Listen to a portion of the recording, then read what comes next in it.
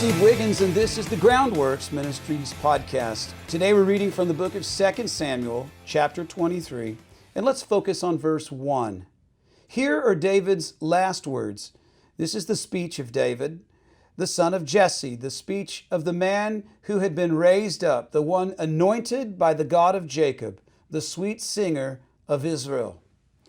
You know what a Southerner's last words are? I grew up in the South. It's, hey, y'all, watch this. And you know what his best friend's last words were? Oh, I could have done that.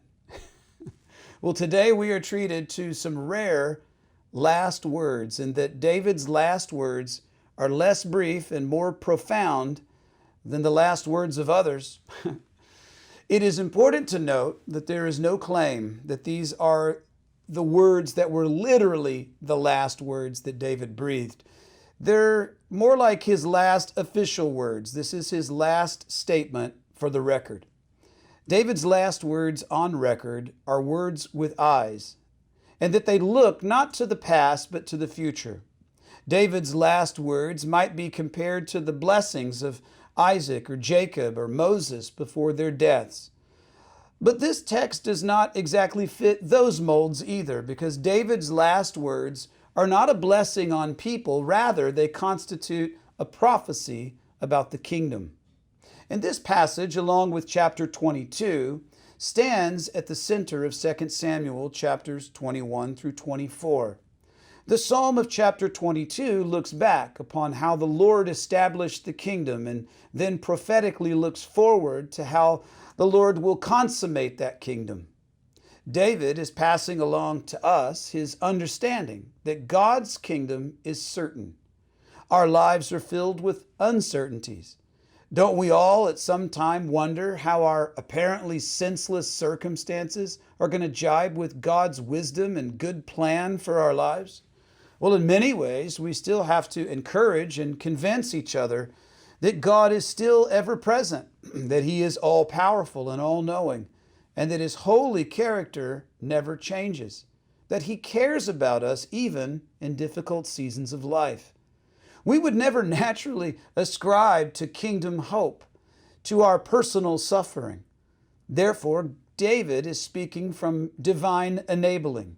He's prophesying to us of things that we would not naturally assume. Chiefly, the coming kingdom is not a political possibility, it is a divine certainty.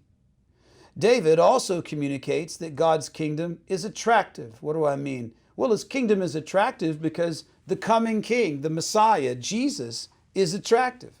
No, He's not physically attractive per se, but Jesus does not crush or exploit His subjects, as earthly kings often do. Messiah, the shepherd king, refreshes and He nourishes the sheep of His pasture. The king is attractive because we have seen so little of this kind of ruler in our generation. Given our current political climate, aren't our hearts stirred to pray that kingdom of the final David would come quickly? And now lastly, David understands that God's kingdom is exclusive. It is exclusive because not everyone wants the kingdom to come. Some want no part with Jesus in our culture. Jesus is known in Scripture as the Rose of Sharon, and godless people in God's garden are like thorns. Jesus brings freshness while they inflict pain. You ever been to that church? And they will be excluded from the regime that they despise. You don't love the Lord and His Word in this generation? Well, don't expect to spend time with Him in the next. You see, they'll be tossed away, totally burned up on the spot. While God's kingdom comes exclusively through Jesus, it's offered liberally to anyone who would turn from their sin and receive it.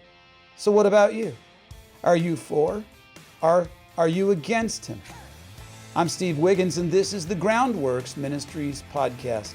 Groundworks Ministries operates entirely through financial donations from faithful people like you.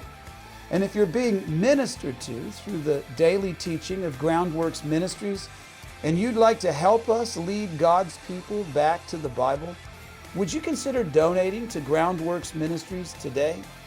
We need your support now more than ever.